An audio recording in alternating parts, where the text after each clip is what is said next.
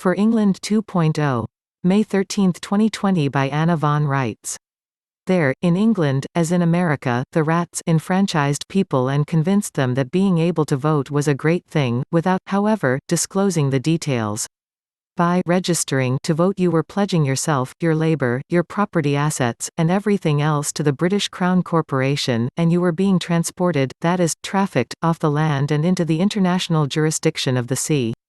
This was not a crime only because you did it to yourself, much as one might sign up to join the Navy, and because, in theory, you could always return home, though your likelihood of doing so would be remote considering that you never knew you went anywhere or changed your political status by registering to vote. Having accomplished this deceit, the Crown took title to everything in the country, as bit by bit people unwittingly gave away everything including their freedom, their good name, and the value of their labour to the Crown. It was and is a white-collar rendition of press ganging, which has been outlawed for 200 years, and it has had the same desired result, de facto enslavement of landsmen and their transport to the international jurisdiction of the sea. Needless to say, all your land assets were seized upon as collateral for the Crown to borrow against. The first wave paid to support the Raj in India. This process of enslaving one people to finance violence and theft against another is typical and has been followed throughout the history of this religion. So your first stop is a genealogist's office to get your family history done back to the 1840s so you can see which of your relatives were on the land before this crime spree began. For most of us, it will be our great-grandparents or great-great-grandparents who were actually on the land and who made the initial mistake of registering to vote in the corporate elections. These people were grandfathered in, and so were their progeny, so you will make your claim to the land as a lawful inheritor. If you wish, once you have better knowledge of your ancestry, you can look for their names on the voter rolls. If they appear, fine, but if they don't appear at all, better. You will, of course, need to remove your own names from any voter registry as another beginning step, and also will need to establish your paramount claim on your DNA and all matter related to it, to your good name, and your identity as a man or woman of, for example, Warwick County. Ultimately, your claim to land in England pertains to your own body, owning it as a free man or woman, not a human or someone under some condition of personhood. Men and women are people. Our good and proper lawful names are lawful persons called people. The people owe a citizenship obligation to their county, which is a state member of your country, called England. The same conditions apply in Ireland and Wales. The situation in Scotland is not known at this time. Thus, a man born in Warwick is called a Warwickshire man and comes from Warwick County. The shire system pre-dated the county system and doesn't necessarily follow the same geographic boundaries, but the important point is that actual states, whether you call them states or shires or counties or parishes, have physical boundaries, and counties have physical boundaries. This is the level of government where actual living people exist and move and have meaning. It's also the source of English, Irish, Scottish, and Welsh sovereignty. When they start talking about districts and boroughs, you have entered the land of Nod, where only corporations and other denizens and officers and persons reside on a temporary basis. These are international and global jurisdictions that contain absolutely no living people at all. Such legal persons occupy offices of personhood. They are public employees, members of the merchant marine and military services, or volunteers adjunct to these services. That's how most of you are qualified, as unpaid volunteers known as British citizens, and or as paupers working for or dependent upon the Commonwealth and their dependents, vagrants, wards of state, political asylum seekers, and so on.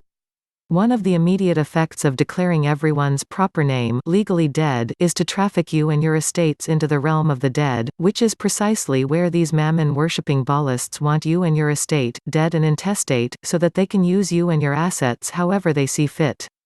Quite a magic trick, isn't it? But it's still based on fraud, deceit, breach of trust, and other crimes too numerous to list here. So, you have a choice, there is here. Do you wish to function as one of the people of England, and as a lawful person? Or do you wish to cash it all in and slave away as an unpaid volunteer, a legal person aboard the HMS prison ship known as the British Crown Corporation? Or as another kind of legal person presumed to be a pauper and a ward of the state of the British Commonwealth? Coats of arms show the threads of family identity and feudal obligations that a family may have to the king and crown to pay taxes and provide resources and fight in defense of the county and/or country, so a coat of arms serves as a two-edged sword, but one that you can ultimately use to your advantage, so a bit later we will explore that aspect.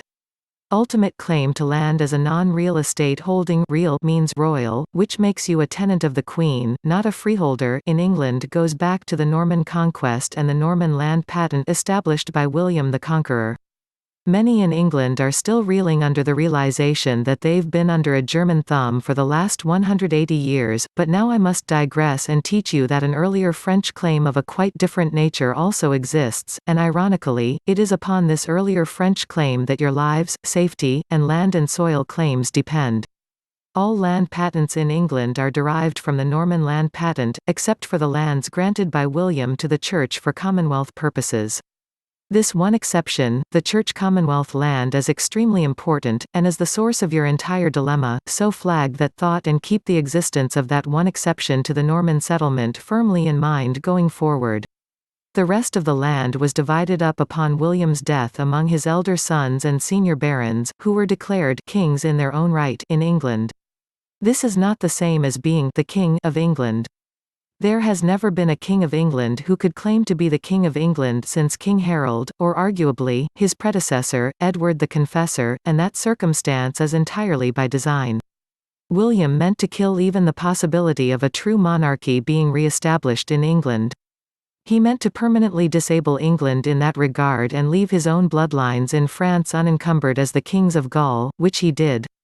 He did this by first conducting an unprecedented and exhaustive survey of everything and everyone in the area subject to his conquest, and claiming it down to the last duck. Next, he established sovereign letters patent, making his absolute possession and ownership manifest, in the sense of a ship's manifest, locking down the international legalities and doing such a thorough job of it, that his Norman patent still stands.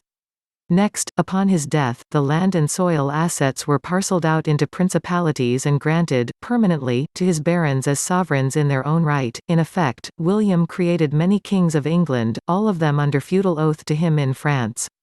This is the basis of the Norman barons' power to issue the Magna Carta. They weren't acting as mere barons in England. In England, they held their own land and soil and sovereignty as kings.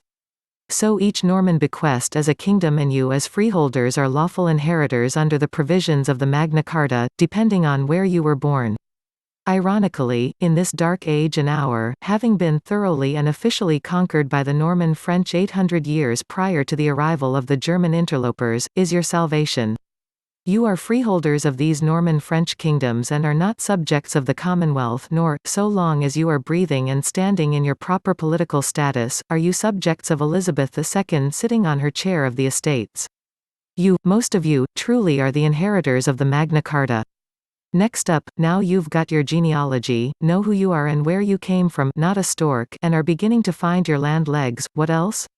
Links to Anna's articles and resources can be found in the video description box. If you enjoy having Anna's latest articles made into videos, please consider making a purchase from Ed's website sacredintuitiveelements.com. Thank you.